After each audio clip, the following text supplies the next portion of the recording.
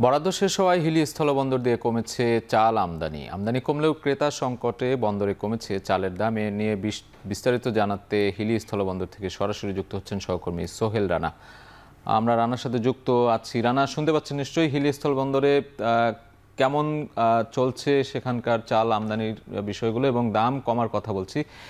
কোন চাল কি পরিমাণ দাম কমেছে জানাবেন? সাজিদ, গত 12ই আগস্ট থেকে হিলি স্থলবন্দর দিয়ে চাল আমদানি শুরু হয়। এরপর কিন্তু চালের যে আমদানির গতি সেটি ধীরে ধীরে অনেক বাড়তে থাকে। আমরা দেখছি বিশেষ করে প্রতিদিন এই বন্দর দিয়ে 80 থেকে 90 ট্রাক পর্যন্ত চাল ভারত থেকে আমদানি হয়েছে।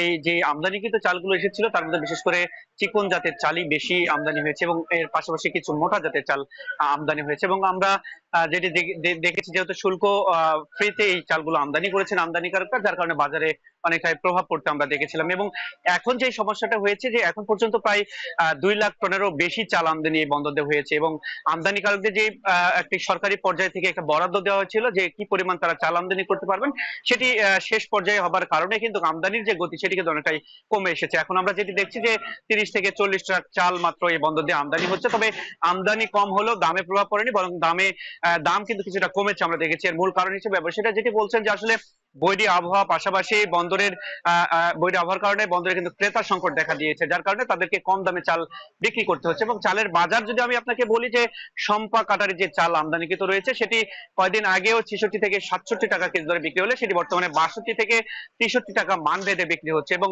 স্বর্ণা 5 জাতের যে চালটি রয়েছে সেটি 50 থেকে 52 টাকা কেজি দরে বিক্রি হলে সেটি বর্তমানে 45 থেকে 49 টাকা মান ভেদে বিক্রি হচ্ছে। এবং 28 জাতের যে চালটি রয়েছে সেটি বিক্রি হচ্ছে 55 থেকে 56 টাকা কেজি দরে, যেটি কয়েকদিন আগেও 58 থেকে 59 টাকা কেজি দরে বন্দরে বিক্রি হয়েছিল। বন্দরের ব্যবসায়ীরা যেটি বলছেন যে আসলে মূলত সামনে আমন মৌসুম রয়েছে, আমন মৌসুমে ধান ইতিমধ্যে বেশ কিছু জায়গায় উঠতে শুরু করেছে।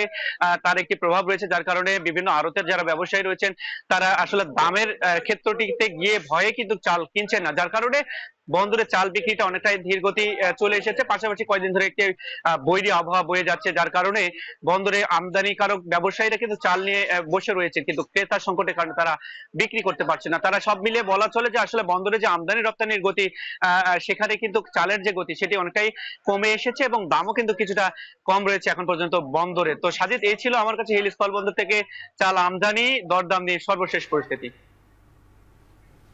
হিলি স্থলবন্দর থেকে সহকর্মী সোহেল রানা সরাসরি যুক্ত ছিলেন।